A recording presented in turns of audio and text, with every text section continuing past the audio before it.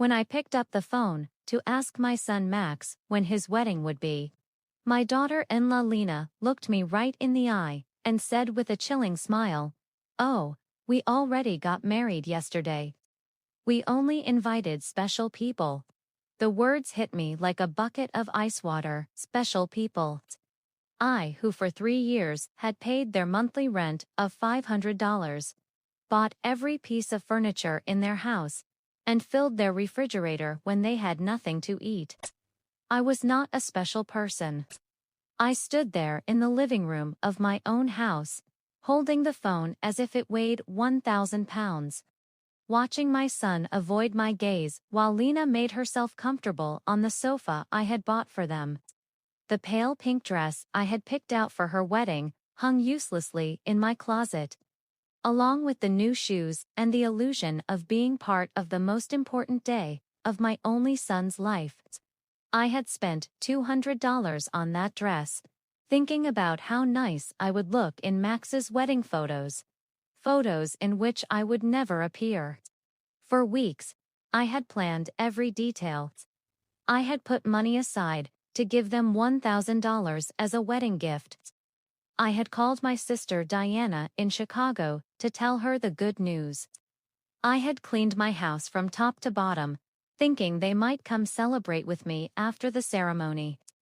All of that collapsed in a second with those 4 poisoned words. Only special people.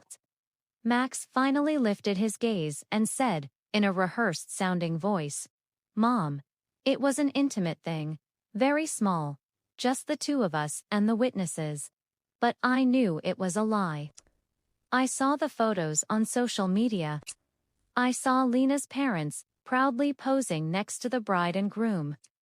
I saw her siblings toasting with champagne. I saw Lena's white dress, which I had helped finance with the $800 I had given her last month for her personal expenses. I saw everything I wasn't supposed to see." A week later, exactly 7 days after that humiliation, Lena called me with a completely different voice. She was no longer the confident woman who had excluded me from her wedding. Now she sounded desperate, almost pleading. "Renata, the rent is overdue. The landlord is pressuring us and says, if we don't pay this week, he will kick us out. You forgot to make the transfer." Her voice trembled slightly, as if the world were ending. I was silent for a few seconds, remembering all the times I had run to the bank to make that transfer. All the times I had canceled my own plans to make sure they had a roof over their heads. All the times I had eaten beans and rice so I could give them money for their desires. And now, after they had excluded me from the most important moment of their lives, they had the audacity to call me as if nothing had happened. "Lena," I said with a calm that surprised even me. "Didn't I warn you that I only help special people?"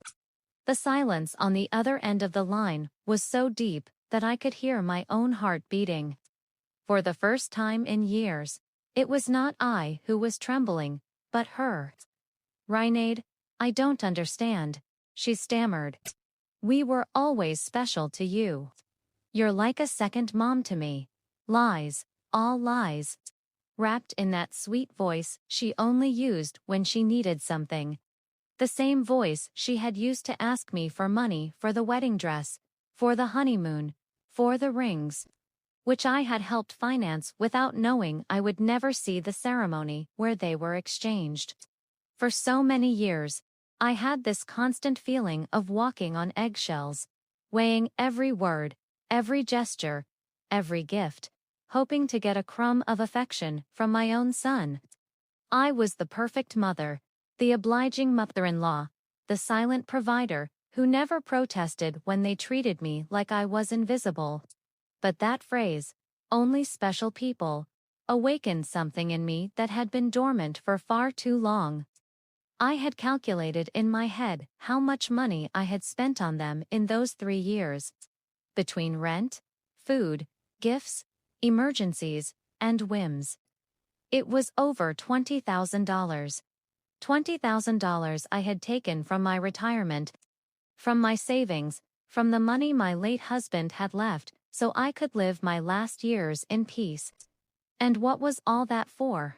To be treated like a stranger on my own son's wedding day. That night, after I hung up, I sat on my bed and cried. But they weren't tears of sadness. They were tears of anger, of accumulated frustration, of years of silently endured humiliation. I cried for all the times they made me feel that my love was a burden, my presence a hindrance, my money the only thing I had to offer. I cried for the foolish mother I had been, for the woman who had lost herself, trying to be indispensable to those who considered her dispensable. When I woke up the next morning, something inside me had changed. It was not just the pain of betrayal. It was something deeper, colder. I stood up and looked at myself in the bathroom mirror. The same tired eyes as always, the same wrinkles that told stories of years of giving love without getting it back. But there was something else in my gaze, a hardness I didn't recognize, a determination that had been buried under years of compliance. I went to the kitchen and made coffee, as I had every morning for 40 years. But this time, I didn't think about calling Max to ask how he had slept. I didn't check my phone in anticipation of a message from him apologizing for the previous day's humiliation. For the first time in a long time, I was my own first concern of the day. I sat at the table, where I had so often planned surprises for them, counted bills for their expenses, and cried silently when they treated me with indifference. Now, this table would be a witness to something completely different. I took out my checkbook, my bank statements, and started to do the math. I wanted to see in exact numbers the extent of my own foolishness. Monthly rent of $500 multiplied by 36 months was $18,000. Food and supplies approximately $200. A month was another $7,200. Birthday gifts, Christmas gifts, anniversary gifts, at least $3,000. Lena's medical emergencies, $800. The car loan, they never paid me back, $2,500. The air conditioner repair in their apartment, $600. The living room furniture, $1,200. $33,400. That was the exact sum of my generosity. $33,400 I had wasted from my husband's inheritance, from my pension, from the savings I had put aside penny by penny for decades of honest work. All that money thrown out the window to keep two adults comfortable who couldn't even pretend to respect me. The phone rang, and I saw Max's name on the screen. Normally, my heart would have pounded as I ran to answer, hoping he would finally apologize and explain that everything had been a misunderstanding. But this time I let it ring once, twice, 3 times. Finally, it fell silent, and I continued drinking my coffee as if nothing had happened. 10 minutes later, it rang again. This time, it was Lena. I let it ring, too. Then, a text came from Max. "Mom, please answer. We need to talk." I deleted the message without replying. At 2 o'clock in the afternoon, I decided to go for a walk. I hadn't done that in months, without a specific purpose, without an errand related to them. It was always the bank for transfers, the supermarket to buy them something they needed, the pharmacy for Lena's medications. Today, I went for a walk just because I wanted to. I walked past the park where I had often taken Max as a child. I remembered that sweet boy who hugged me tight and said I was the best mom in the world. When had he become this man who treated me like an ATM with feelings? When did I start confusing love with money? When did I start to believe I had to buy my own son's affection? At the bank, where I had so often made automatic transfers, I stopped in front of the door. The branch manager, Mr. Clean, saw me through the glass and waved. I had known him for years. He had processed every one of my transfers to Max and Lena. He had watched my account drain month after month to fill theirs.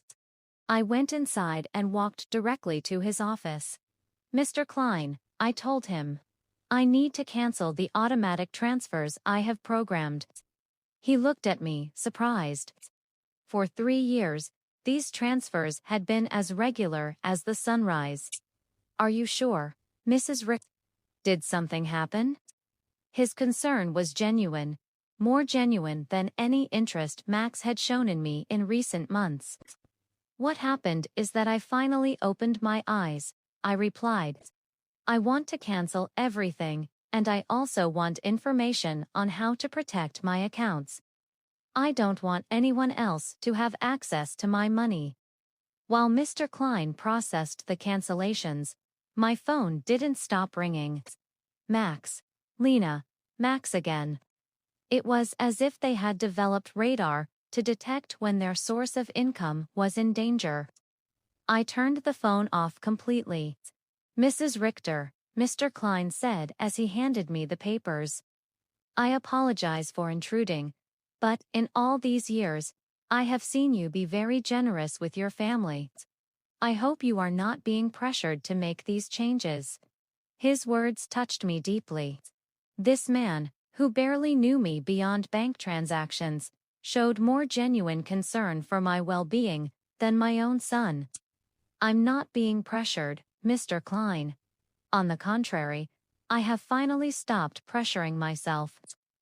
When I left the bank, I felt strangely light, as if I had left an enormous burden in that office. For the first time in years, my money was entirely mine. I had no financial obligations to people who saw me as a resource instead of a person.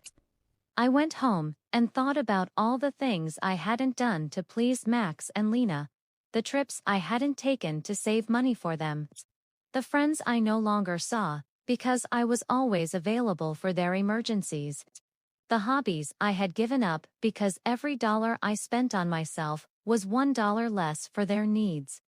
When I got home, I found 3 cars parked in front of my door. Max's, Lena's, and one I didn't recognize.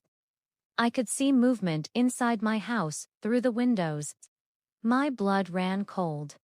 They had keys. I had given them keys because I trusted them. Because I thought they would one day.